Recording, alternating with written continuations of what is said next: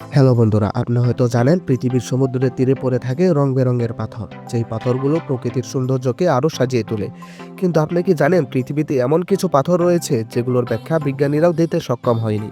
হ্যাঁ, এইরকম 8টি পাথর আমরা আজকের ভিডিওতে দেখব, যা বিজ্ঞানের কাছেও রহস্য হয়ে আছে। নাম্বার 1, আল নাসলা রক। সৌদি আরবের মরুভূমিতে থাকা এই পাথরটি দুইটি ভাগে বিভক্ত এবং এর মাঝে থাকা অংশটি এতটাই সোজা দেখে মনে হবে এটি লেজার দিয়ে কাটা হয়েছে। বছরের পর বছর ধরে পাথরটি নিখুঁতভাবে তার ভারসাম্য বজায় রেখেছে। বিজ্ঞানীরা আজও এই বিষয়ে বিভ্রান্ত যে কে কিভাবে এত নিখুঁতভাবে পাথরটি কেটেছিল। নাম্বার 2, কৃষ্ণের মাখন গোলক। ভারতের তামিলনাড়ুর মহাবলীপুরামে রয়েছে এই অদ্ভুত পাথরটি, যা খুব সামান্য একটি ভিত্তির উপর টিকে আছে, তবুও সেটি নড়াচড়া করে না। পাথরটি দেখে এমন লাগে যে কোনো সময় গড়িয়ে পড়তে পারে, কিন্তু শতাব্দীর পর শতাব্দী ধরে পাথরটি সেখানেই দাঁড়িয়ে আছে। এটিকে বুলডোজার দিয়েও সরানোর চেষ্টা করা হয়েছিল, কিন্তু একটুও নড়াতে পারেনি। বিজ্ঞানীরা আজও এর মধ্যাকর্ষণ বিরোধী অবস্থান সম্পর্কে বুঝতে পারেননি। নাম্বার 3, কোস্টারিকার পাথর গোলক। কোস্টারিকার জঙ্গলে পাওয়া যায় এই রহস্যময় পাথরের গোলাকার বলগুলো। কিছু পাথর ফুটবলের আকারে, আবার কিছু পাথর গাড়ির মতো বড়। এগুলো প্রায় কলম্বিয়ার সভ্যতার মানুষ তৈরি করেছিল, কিন্তু কিভাবে তৈরি করা হয়েছিল তা আজও পরিষ্কার নয়। কেউ বলে এগুলো জ্যোতির্বিজ্ঞানের সাথে সম্পর্কিত, কিন্তু আধুনিক যন্ত্রপাতি ছাড়া তারা কিভাবে এত নিখুঁতভাবে গোলাকার আকৃতি দিতে পারলো তা ভাবলে মাথা ঘুরে যায়।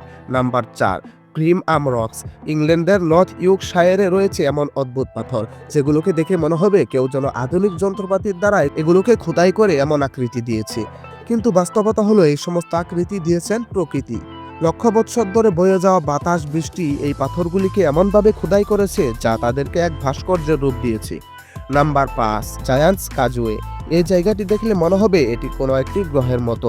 হাজার হাজার সিঁড়ির মতো আকৃতির পাথর সারিবদ্ধভাবে দাঁড়িয়ে আছে, যেন কোনো ইঞ্জিনিয়ার খুব নিখুঁতভাবে এগুলোকে ইনস্টল করেছে। কিন্তু এই সমস্ত পাথর প্রাকৃতিক ও লাভার অগ্নিগিরি থেকে তৈরি হয়েছে। Number 6, Yonaguni monument. জাপানের এক সমুদ্রের নিচে লুকিয়ে থাকা এই কাঠামোটি পাওয়া গেছে। কেউ একে প্রাচীন মন্দির মনে করেন, আবার কেউ একে প্রাকৃতিক গঠন বলে থাকেন। এর সিঁড়ি এবং গঠন দেখলে মনে হয় যেন কোনো প্রাচীন সভ্যতা এটিকে ডিজাইন করেছে। কিন্তু প্রশ্ন হলো, সমুদ্রের নিচে সুন্দর কাঠামো কে কখন কিভাবে তৈরি করলো তা ভাবলেই মাথা ঘুরে যায়। Number 7, Puma পুলকি। ভেলিবিয়ার এই জায়গায় হাজার হাজার বছরের পুরনো পাথরের কাঠামো পাওয়া যায়, যা দেখে মনে হয় যেন এগুলো মেশিন দিয়ে কাটা হয়েছে। এখানে পাথরের ছিদ্রগুলো এতটাই নিখুঁত যেন দেখে মনে হবে আধুনিক সভ্যতা ছাড়া এগুলো তৈরি করা অসম্ভব। বিজ্ঞানীদের মাঝে প্রশ্ন হলো, সেই যুগে কোনো আধুনিক যন্ত্রপাতি ছাড়া কিভাবে এমন ভাস্কর্য তৈরি করা সম্ভব হলো। Number 8, star island. মায়া মূর্তির সমুদ্রের মাঝে দাঁড়িয়ে আছে কিছু বিশাল পাথরের তৈরি মানুষের মূর্তি, যেগুলোকে মায়াই মূর্তি বলা হয়। এই মূর্তিগুলো 10 থেকে 30 ফুট উঁচু হয় এবং মূর্তিগুলোর ওজন 80 টনের থেকেও বেশি হয়। এগুলোকে কে তৈরি করেছিল, কেন তৈরি করেছিল তা আজও রহস্য হয়ে আছে। দর্শক, যেহেতু আপনি ভিডিওটি দেখছেন, তার মানে আপনি আমাদের একজন সম্মানিত সদস্য। আমরা কি জানতে পারি আপনি কোথা থেকে ভিডিওটি দেখছেন?